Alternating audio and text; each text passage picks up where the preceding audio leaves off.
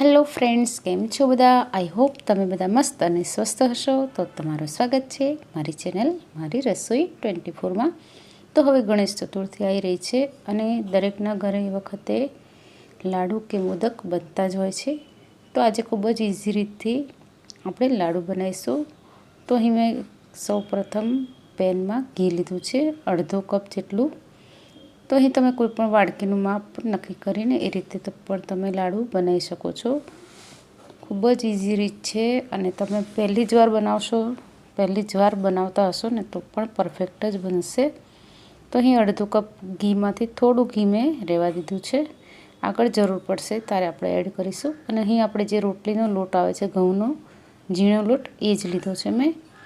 તો એને આપણે અંદર એડ કરી દઈશું. તો અહીં 1 કપ લોટની સામે આપણે અડધો કપ જેટલું આપણે ઘી લેવાનું છે અને જે ખાંડ છે, બોરું ખાંડ આપણે આગળ લઈશું, એ 1 કપ જેટલી લઈશું. તો તમે ઘરની કોઈપણ વાડકી કે વાસણનું માપ નક્કી કરીને એ રીતે તમે બનાવી શકો છો. તો હવે આપણે ઘી અને લોટને સરસ રીતે મિક્સ કરી લઈશું. અને તમને જો જરૂર લાગે તો તમારે ઘી એડ કરવાનું. તો અહીં મને થોડું ઓછું લાગે, થોડું વધારે આપણે એડ કરી દઈશું. અને હજુ પણ આપણે આગળ એડ કરી દઈશું. જરૂર તો પડશે જ આટલા ઘીની, પણ આપણે થોડું થોડું કરીને અંદર એડ કરીશું. તો હવે બધું સરસ મિક્સ કરી અને હવે એમાં 2 ટેબલસ્પૂન જેટલો સોજી છે, જે આપણે બારીક સોજી આવે છે, ઉપમા બનાવતા હોઈએ છીએ, એ સોજી છે મેં લીધી છે 2 ટેબલસ્પૂન જેટલી. તો સોજી એડ કરવાથી જે લાડુ છે એ આપણે થોડા એનું ટેક્સચર છે તે દરદરું બનશે. મતલબ કે જે આપણે ઘઉંના જાડા લોટના જે લાડવા બનાવીએ છીએ, સેમ ટુ સેમ એવું જ એનું ટેક્સચર બનશે. તો હવે આપણે ઘીમાં શેકીશું અને અહીં જરૂર પડશે તો હજુ આપણે ઘી અંદર એડ કરી દઈશું. અને એકદમ સ્લો ગેસે આપણે એને શેકવાનું છે. જ્યાં સુધી એનો કલર ચેન્જ ના થાય અને સરસ સુગંધ ના આવે ત્યાં સુધી આપણે એને શેકવાનું છે. તો અહીં શેકવામાં ઉતાવળ નહીં કરવાની, નહીં તો તમને વધારે બળી જશે લોટ તો પણ મજા નહીં આવે. ને થોડો ઓછો શેકાશે તો તમને લાડુ છે એ થોડા કાચા જેવો લાગશે, એનો ટેસ્ટ સારો નહીં લાગે. તો આપણે સરસ રીતે એને શેકવાનું છે લોટને.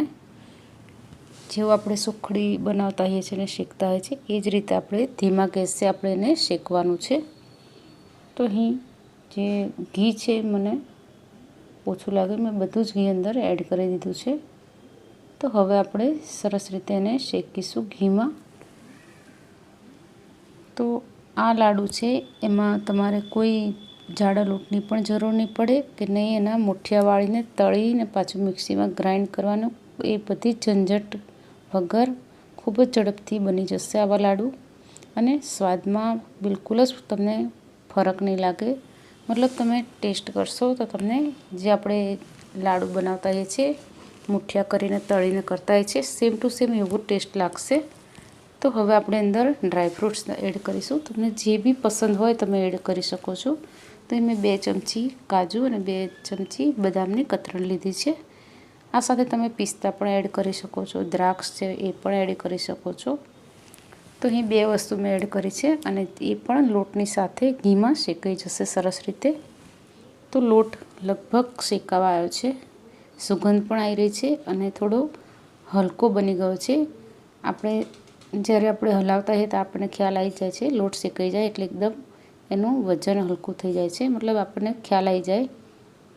તો અહીં લોટ શેકાઈ ગયો છે. તો હવે આપણે ગેસ છે એકદમ સ્લો કરી દઈશું. આ તો સ્લો ટુ મીડિયમ ગેસ પર મેં શેક્યું છે. તો હવે એકદમ સ્લો ગેસ કરીને આપણે અંદર મલાઈ એડ કરવાની છે.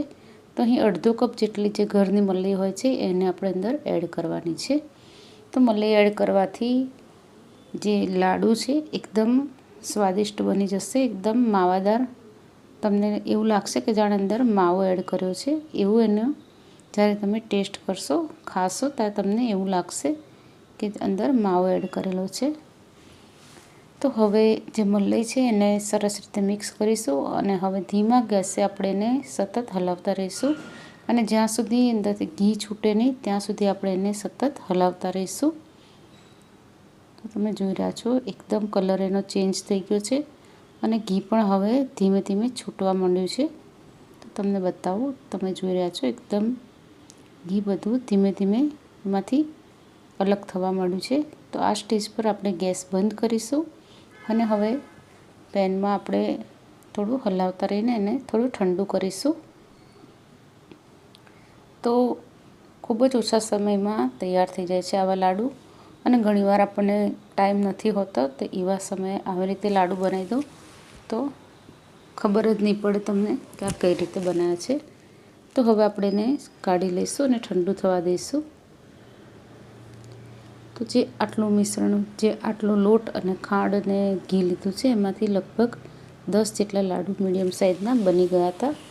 તો હવે એ ઠંડુ થાય છે ત્યાં સુધી આપણે ઇલાયચી મેં લીધી છે, 3 થી 4 નંગ ઇલાયચી છે. એને મેં ફોલીને એને 1 ચમચી અંદર ખાંડ એડ કરીને એને પીસી લીધી છે બારીક. તો ઇલાયચી એડ કરવી ખૂબ જરૂરી છે, એનાથી ખૂબ સરસ સુગંધ અને ટેસ્ટ આવશે. તો એ પણ પીસાઈ ગયું છે અને હવે આપણે જે અંદર બુરું ખાંડ લીધી છે મેં એ એડ કરીશું. તો અહીં 1 કપ લોટની સામે 1 કપ જેટલી આપણે બુરું ખાંડ એડ કરવાની છે. તો મેં 1 ચમચી જેટલી થોડી ઓછી લીધી છે, કેમ કે આપણે ઇલાયચી જે આપણે પીસી છે એમાં પણ એડ કરી છે. અને અહીં મેં 2 ટેબલસ્પૂન જેટલું કોપરાનું છીણ લીધું છે, એની અંદર એડ કર્યું છે. તો કોપરાનું છીણ તમે જ્યારે લોટ શેકતા હોય એ વખતે કાજુ બદામની સાથે તમે એડ કરી દેશો તો પણ વાંધો નહીં, મતલબ લાસ્ટમાં જ એડ કરવાનું છે કોપરાનું છીણ. અને અહીં મેં થોડું જાયફળ એડ કર્યું છે, થોડું ઘણું 1/8 ટીસ્પૂન જેટલું જ મેં અંદર એડ કર્યું છે. તો જાયફળ અને ઇલાયચીથી લાડુનો ટેસ્ટ ખૂબ જ સરસ આવે છે. તો હવે આપણે ખાંડ એડ કરી, મતલબ બુરું ખાંડ એડ કરીને બધું સરસ રીતે મિક્સ કરીશું. તો જો તમને અહીં બધું મિક્સ કરતાં એવું લાગે કે હજુ મિશ્રણ છે થોડું ડ્રાય છે અને લાડુ વળે એવું નથી લાગતું, તો તમે 1 થી 2 ચમચી અંદર દૂધ એડ કરી દેવાનું. મેં પણ અહીં 2 ચમચી જેટલું દૂધ એડ કર્યું છે. તો દૂધ એડ કરવાથી સરસ એનું બાઇન્ડિંગ આવી જશે અને તમે લાડુ સરસ રીતે આસાનીથી વાળી શકો એવા સરસ બનશે. તો અંદર મલાઈ એડ કરવાથી લાડુનો ટેસ્ટ છે એકદમ મીઠો લાગે છે, એકદમ માવાદાર લાગશે તમને. તો કંઈક નવી જ રીત છે, પણ તમે એકવાર જરૂરથી બનાવજો, તમને ખૂબ જ ભાવશે એવા લાડુ. તો હવે સરસ રીતે આપણો લોટ બધો જ મિક્સ થઈ રહ્યો છે, લાડુ વળે એ રીતનું બની ગયું છે આપણું મિશ્રણ. તો હવે આપણે લાડુ બનાવીશું. તો મારી પાસે આવું મોલ્ડ છે લાડુ બનાવવાનું. તો એની અંદર મેં ઘી ગ્રીસ કર્યું છે અને થોડું કાજુ બદામ અને થોડી ખસખસ અંદરથી થોડી સ્પ્રિંકલ કરી છે. તો ખસખસ વગર તો આપણા ગુજરાતીઓના લાડુ કમ્પ્લીટ થાય જ નહીં. તો અંદર ખસખસ એડ કરે તો પણ કરી શકો છો, પણ મેં ઉપરથી એડ કરી છે, જેથી ખસખસને લીધે આપણે લાડુનો દેખાવ એકદમ સરસ દેખાશે અને લાગે કે કોઈ ગુજરાતીએ બનાવેલા છે, કે આપણે તો ખસખસ ઉપરથી જ એડ કરતા હોઈએ છીએ. તો આ મોલ્ડ છે એ 20 રૂપિયાનું જ આવ્યું છે, ખૂબ જ સસ્તું આવે છે આ. અને આનાથી એક સરખા શેપના અને એક સરખા માપના લાડુ બનીને રેડી થાય છે. તો હવે અંદર દબાઈને આપણે ભરીશું, જેથી એને જેનો શેપ છે એકદમ સરસ રીતે મેન્ટેન રહે અને દેખાવમાં એકદમ સરસ દેખાઈ રહ્યા છે, તમે જોઈ રહ્યા છો. અને ફટાફટ બની પણ જાય છે. તો એક જ વખત અંદર આપણે ઘી લગાવવાનું છે અને પછી દરેક વખતે આપણે અંદર થોડી ખસખસ અને કાજુ બદામ થોડા એડ કરીશું અને થોડું એને હલાવીશું, એટલે ખસખસ બધી જગ્યાએ સ્ટિક થઈ જાય. તો એકદમ સરસ, જો તમે જોઈ રહ્યા છો, એક સરખા શેપના અને દેખાવમાં તો સરસ છે જ. તો આટલી સાઈઝના 10 લાડુ મારા બનીને રેડી થયા હતા. તો છે ને એકદમ ઇઝી રીત, કોઈ ઝંઝટ વગરની. તો તમને રેસીપી કેવી લાગી પ્લીઝ કમેન્ટ કરીને જણાવજો.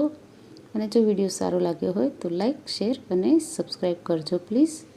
તો એક લાડુને હું તોડીને પણ બતાવું છું. તો તમે જોઈ રહ્યા છો એકદમ સોફ્ટ અને એકદમ ટેસ્ટી એવા લાડુ બનીને રેડી થયા છે. રેસીપી જોવા બદલ થેન્ક યુ. રાધે રાધે.